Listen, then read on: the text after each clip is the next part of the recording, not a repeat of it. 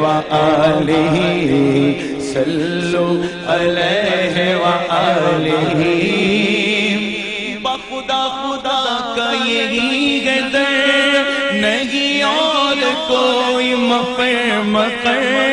بخدا خدا کا یہی ہے در نہیں اور کوئی مفر مقر جو وہاں سے ہو یہی آ کے ہو جو وہاں سے ہو یہی آ کے ہو جو یہاں نہیں تو وہاں نہیں صلو علیہ وآلہ صلو علیہ وآلہ صلو علیہ وآلہ کرو تیرے نام پہ جان فدا نہ بس ایک جان دو جہاں فدا کرو تیرے نام پہ جان فدا نہ بس ایک جان دو جہاں فدا دو جہاں سے بھی نہیں جی بھرا دو جہاں سے بھی نہیں جی بھرا کروں کیا کروڑوں جہاں نہیں صلو علیہ وآلہ صلو علیہ وآلہ صلو علیہ وآلہ کروں مدح اہل دول رضا پڑھے اس بلا میں میری بلا کروں مدح اہل دول رضا پڑھے اس بلا میں میری بلا اور میں گدا ہوں اپنے کریم کا میں گدا ہوں اپنے کریم کا میرا دین پارائنا نہیں صلو علیہ وآلہ صلو علیہ وآلہ صلو علیہ وآلہ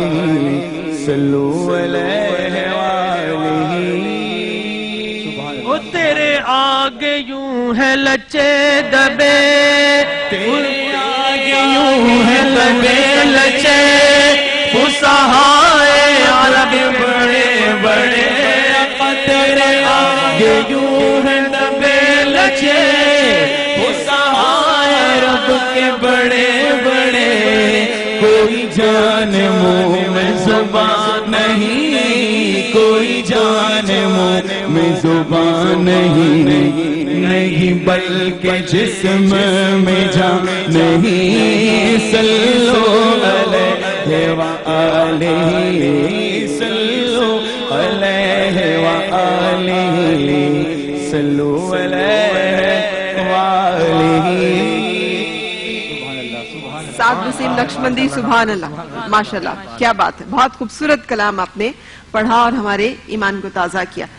سرت آپ سے گفتگو کا آغاز کرنا چاہوں گی جو میں ایک دفعہ اپنے ان دیکھنے والوں کے لیے جو ابھی ہمارے ساتھ آئے ہیں سورہ بنی اسرائیل کی ایک آیت مبارکہ جس کو میں نے کوٹ کیا ہے اور ہم نے موسیٰ کو کتاب دی اور اس کتاب کو بنی اسرائیل کے لیے ہدایت ٹھہرایا تاکہ تم میرے سوا کوئی اور کارساز نہ پکڑو اور ہم کہتے ہیں کہ ہمیں مطلب کوشش بھی کرنی ہے کوئی ہیلا بھی اختیار کرنا ہے پھر میں نے سوال یہ کیا تھا کہ ہم عامل کے پاس بھی چلے جاتے ہیں ہم 2 تعویذ بھی بنا لاتے ہیں ہم 3-4 ٹونے بھی کر لیتے ہیں اور ہم پھر سمجھتے ہیں اب اللہ پہ ہمارا توکل بھی ہے کیا یہ توکل ہے یا یہ چیزیں کرنا اس کی ضد ہے اور وہ جو ایک حکم ہے کہ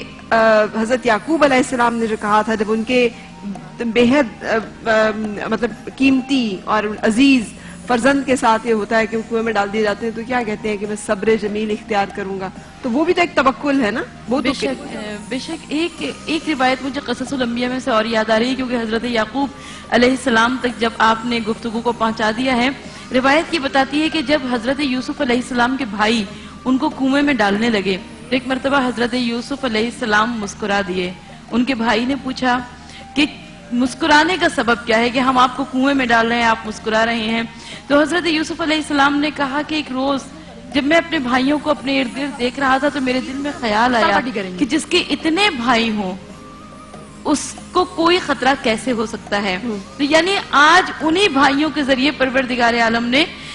کنویں میں ڈلوانے کا مجھے انتظام کر دیا۔ آپ کا سوال بہت خوبصورت ہے فرا، اس لیے کہ یہ وہ سوال ہے کہ جو آج عوام الناس کے ذہنوں میں موجود ہے کہ ہم اللہ پر توکل کا اعلان بھی کرتے ہیں مگر اس کے باوجود کبھی ادھر رجوع کرتے ہیں، کبھی ادھر کبھی ادھر۔ میں بڑی آسان الفاظ میں گفتگو کرتی ہوں، میں مقامی ٹی وی چینل پر ایک ریلیجس پروگرام ہوسٹ کرتی ہوں، لائیو کالز آتی ہیں، لوگ اپنے مسئلے مسائل بتاتے ہیں، ایک عالم دین ہوتے ہیں، وہ سوالات کے جوابات دیتے ہیں۔ نہ جانے کیوں میری ایک پریکٹس ہے، میں پوچھتی ہوں اچھا یہ مسئلہ ہے، یہ مسئلہ ہے، یہ مسئلہ ہے، اس کے بعد میں پہلا سوال جو پوچھتی ہوں کیا آپ نماز پڑھتے ہیں؟ آپ یقین کیجئے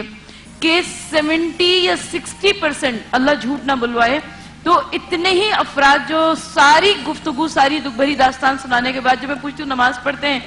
نہیں نماز کی تو پابندی نہیں ہو پاتی، پڑھ لیتے ہیں، بیوی پڑھتی ہے، بیٹیاں ساری پڑھتی ہیں، بس میں نہیں پڑھ پاتا۔ تو میں نے کہا کہ بھائی صاحب آپ نے اللہ سے مانگنے کے لیے تو اپنی بیوی اور بچوں کو مقرر کر دیا ہے، لیکن آپ سوچئے کہ آپ ہماری کیا اوقات ہے، ہماری کیا حیثیت ہے، ہم ایک ٹی وی چینل پر بیٹھ کر ایک پروگرام ہوسٹ کر رہے ہیں، لائیو کال ریسیو کر رہے ہیں، آپ نے ہم سے بیٹھ کر اپنی دکھ بھری داستان سنا دی، کبھی اپنے رب سے کہہ کر دیکھیے،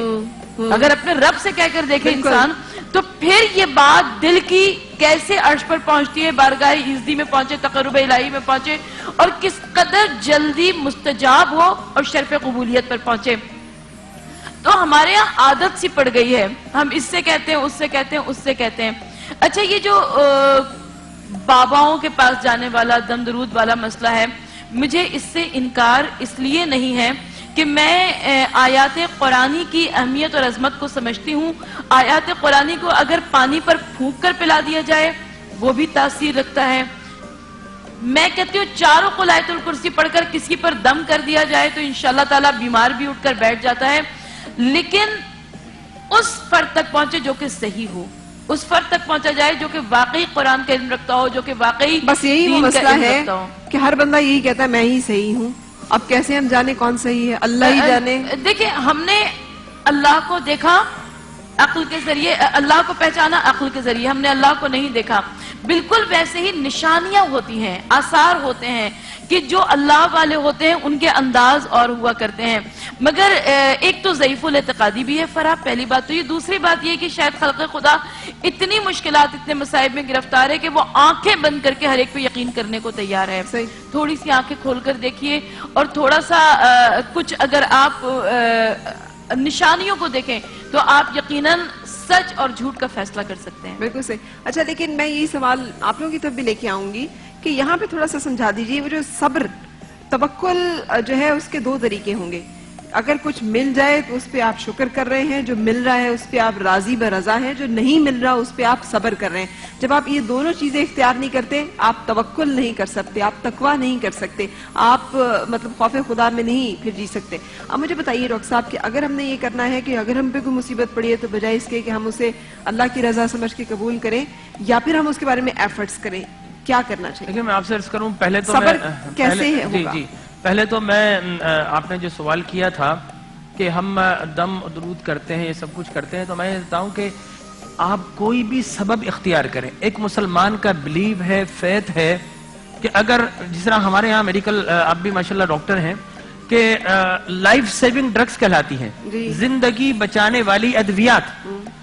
ہم بھی بولتے ہیں لائف سیونگ ڈرگز ہے۔ اس کا مطلب کیا ہے کہ یہ دوائیاں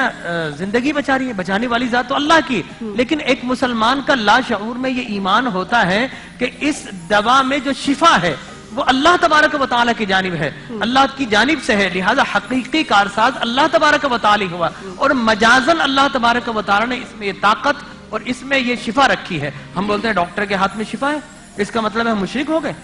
شفا تو اللہ تبارک و تعالیٰ دینے والا ہے، لیکن ہمارا یہ عقیدہ ہے، فیتھ ہے، بلیو ہے، اور جس طرح عقائد نصفیہ وغیرہ میں پڑھے تو چونکہ ہم مسلمان ہیں لہٰذا ہمارا یہ عقیدہ ہے کہ ڈاکٹر ہاتھ میں شفا ہے، اس کا مطلب یہ ہے کہ اس کے اندر جو بھی شفا ہے وہ شفا اللہ کی جانب سے ہے، تو حقیقی شفا دینے والی ذات اللہ تبارک و تعالیٰ کی ذات ہے۔ اور جہاں تک دم کا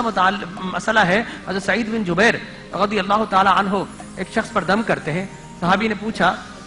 کہ کیا آپ کے پاس اس کی اصل ہے؟ آپ نے فرمایا کہ ہاں، میں نے رسول خدا صلی اللہ علیہ وسلم کو کرتے دیکھا، اور میں نے پوچھا تو آپ نے فرمایا کہ اگر کسی پر نظر لگ جائے یا کسی کو کوئی سانپ یا بچھو کاٹ لے تو اس پر دم کرنا جائز ہے. اسی طریقے سرکار کائنات صلی اللہ علیہ وسلم سے کچھ لوگ آئے اور آ کر کہا کہ یا رسول اللہ، ہم جب کسی کو کوئی بیمار ہو جاتا ہے تو اس بیماری کو کاٹنے کے لیے ہم بعض اوقات اوراد و وظائف پڑھتے ہیں، کیا یہ اللہ کی تقدیر کو بدل دیتے ہیں؟ آپ نے فرمایا کہ نہیں، جو کچھ تم کرتے ہو دراصل یہ اللہ کی تقدیر سے ہے. صحیح. لہٰذا یہ جو دم ہے، درود ہے، اس کی بے شمار احادیث ہے. یعنی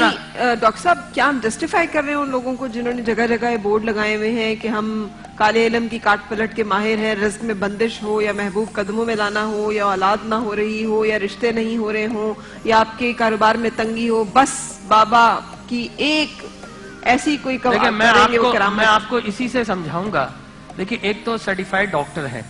اس نے بھی بورڈ لگایا ہوا ہے، ایک اس کے مقابلے میں کمپاؤڈر نے لگایا ہوا ہے. تو کیا آپ کہیں گے کہ سرٹیفائیڈ ڈاکٹر اپنا بورڈ ہٹا دے؟ لیکن ہم نے اسی طریقے سے چونکہ صحیح عاملین بھی ہیں، عاملین سے مراد یہ نہیں کہ یہ جعلی عاملین، عاملین سے مراد ہے دین پر عمل کرنے والے، قرآن کی آیات کی اور بے شمار وظائف کی زکوٰۃ نکال کر اور پھر خلق خدا کی خدمت کرنے والے. لہٰذا اصل اور نقل میں پہچان کے لیے اللہ نے آپ کو بصیرت عطا فرمائی ہے، اس کو بروکار لاتے ہوئے آپ سمجھ سکتے ہیں عطائی ڈاکٹر ہے، یہ اوریجنل ڈاکٹر ہے، یہ صحیح عامل ہے، یہ غلط عامل ہے، اور جو ولگیرٹی پھیلا رہا ہوں میں سمجھتا ہوں کہ وہ صحیح ہو ہی نہیں سکتا. بالکل صحیح. ہم ایک بریک کے لیے رکنے سے پہلے ایک سوال میں مولانا حضرت اسلام صاحب آپ کے سامنے رکھتے ہوئے جاؤں گی. شکر، لوگ کہتے ہیں ہمیں فلاں چیز ملے گی تو شکر کریں، اب یہ جو کچھ ہے اس پہ کیا شکر کرے بندہ؟ یعنی مطلب اکثر ان لوگوں کو کہتے ہیں دال کھا کے شکر نہیں کرنا چاہیے، پھر آپ کو دال ہی کھانے کو ملتی ہے. آپ کو ملک جس دن ملے اس دن آپ شکر ادا کریں اس کا. تو یہ بھی تو ایک سوچ ہے کہ ہمیں فلاں چیز، ہم اس سے پہلے شکر نہیں کریں گے. یہ بھی کوئی چیز ہے جو ہمارے پاس ہے، ہمارے پاس وہ نہیں ہے، وہ ہوگا تو پھر شکر. تو ہم اس سے پہلے ایک بریک کے لیے رک رہے ہیں، بریک کے بعد پھر آپ کے سامنے حاضر ہوں گے.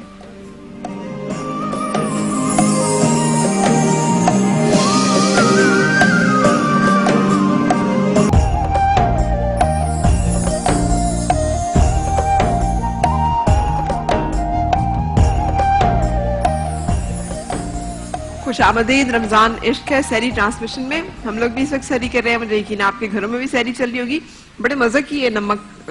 یہ کالی مرچ والی کڑھائی، بہت زبردست ہے. بہت مزے کی. اور اس میں بالکل سمپل سے گرین چلی اور بلیک پیپر. آپ نے ایک دم سوال کیا، میں ہڑبڑا گئی.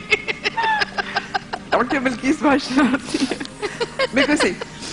اچھا ڈاکٹر صاحب، میں اس سوال کی طرف واپس آنا چاہوں گی جو میں نے کیا ہے، لیکن میں نے سروت آپا سے کیا تھا. آپ چھپی بیٹھی ہیں. کون سا میں سوال مجھ سے کیا تھا؟ آپ سے کیا تھا، مولانا صاحب سے کیا تھا. اچھا آپ کو یاد ہے سوال میں نے یہ کیا تھا کہ شکر ہم کیوں کریں، ہمارے سامنے جب تک مرغ مسلم نہ آئے